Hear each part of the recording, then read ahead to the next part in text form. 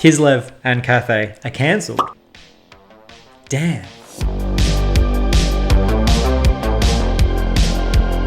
Welcome back to Emperor of Doom Miniatures. My name is Deets, and yes, I know I'm late to the party again, but I've been hearing all this talk about Kislev and Cathay being cancelled. And it all started with a Warhammer community post about Total War, and at the bottom of the article, it stated, fans of Warhammer the Old World should note that there aren't any current plans to bring Kislev or Grand Cathay to the tabletop for the foreseeable future.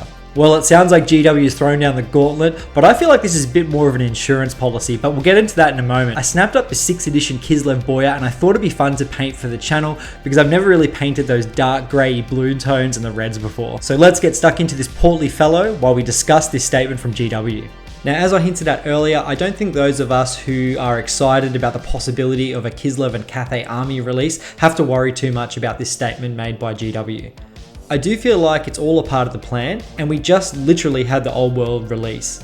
We have a long way to go and a few armies to get through before GW would even entertain the idea about bringing in some new armies with some fresh new plastic. Now, in recent years, Games Workshop has kind of grown into a pretty big beast in terms of how many games they released, so you would assume that everything is pretty far planned out, and I guess you can't throw everything at customers all at once, and a staggered approach would work better.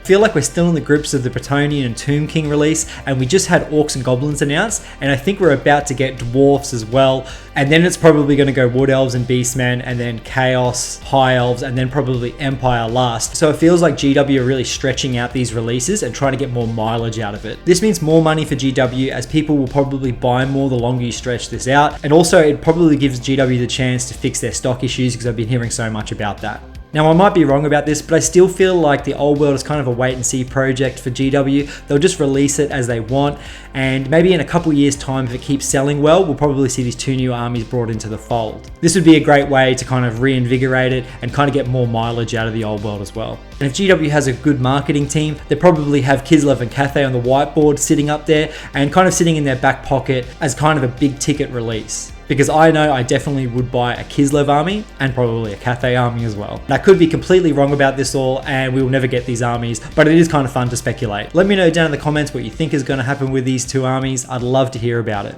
Now, some of these paint schemes you're going to see me do really are experiments. I've never really attempted like a cold grey before, and also I want to try a new type of leather, so bear with me on this. I've hit this guy already with a Thunderhawk Rust Grey mix and some Rust Grey, so now I'm going to highlight up with a mix of Rust Grey and Fenris Grey, and then pure Fenris Grey, and last up, a Blue Horror Final Edge highlight for the edges. For my first attempt at a bluish grey, I'm pretty happy with how this turned out.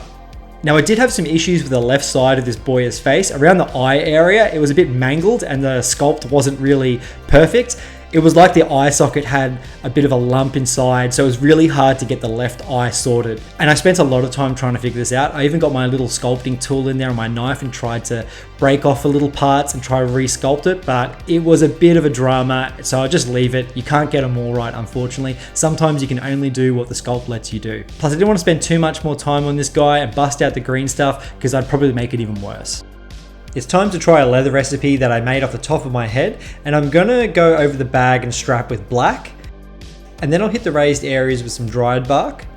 I'll mix in small amounts of Xandri dust to the dried bark and highlight up until I have pure Xandri dust, and then I just did a small edge highlight mixing in some bone white.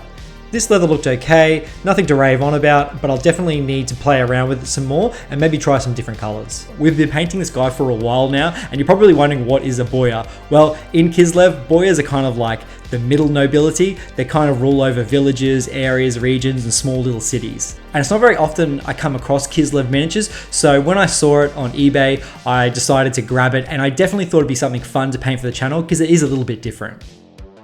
Let's throw in some washes, and for me, washes act as a good way to add some depth to the color, and also it gives the recesses some dark lines.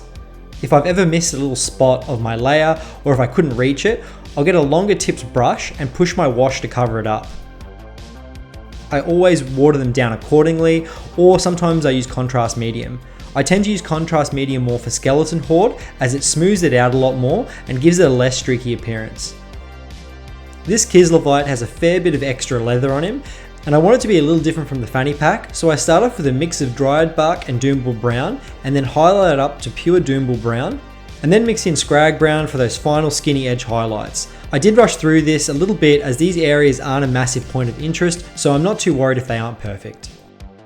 So currently this Kislev Boya is looking a little drab to me, so I wanted to punch up the reds a little bit. And to do this, I first go over large areas with some Evil Suns in a glazed consistency. I make sure I don't get any in the recesses and leave them nice and dark. Next is some Wild Rider Red, and I cover less of an area, and I also like this in a glazed consistency. I go all over his pants, rope belt, and cap feather. To finish, I use 2 thin coats Orange Flare for that last highlight to wrap it up. This recipe is my go-to for a really lush and punchy red, so if you're after that sort of thing, give this method a go. For his white belt scarf thing, I go over with some bone white and finish off by mixing in a little bit of pure white for a final highlight. Now the furry bearskin coat with this chubby boy is wearing was a little bit of a nightmare. It did take a little bit of trial and error to get right. Every time I attempt a furry coat like this, always without fail, I forget my process. Now I could essentially go for a dry brush all over, but I don't want to hit any of the other details and make a mess. I start out by going back over again with some Carrick Stone all over, and then slowly mixing in some bone white and painting that to the lower parts of the cape. Now I did make a little bit of a mess as I was rushing, so I did water down some Agrax Earthshade and just go back over. I then went back over the lower parts of the pelt with some pure bone white. Now this is not my best work, but it will do. It's definitely up to a tabletop standard. Time for the weapons, and I go back over the Agrax covered shaft and bow with some Beastie Brown, and I make sure I keep this paint kind of in the center. I then mix in small amounts of bone white to the Beastie Brown and add some skinny little lines for a timber texture. This is a nice and quick way to make these areas look a little bit more interesting. Now I'm on the home straight and I do my usual gold and silver mixtures, and if you want more details on that, check out last week's video where I painted up a Techless who had a crazy amount of gold and silver on him. And that's pretty much it. I did clean him up a little bit and also painted the base, but anyway, here it is, a 6th edition Kislev Boya.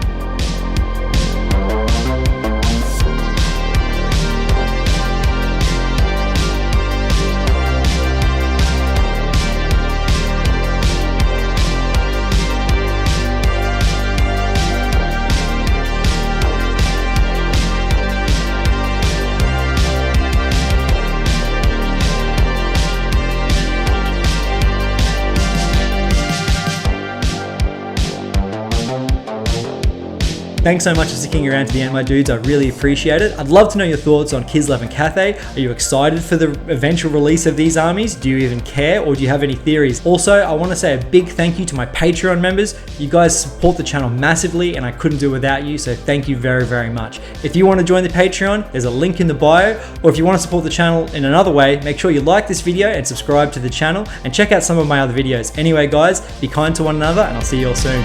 Cheers.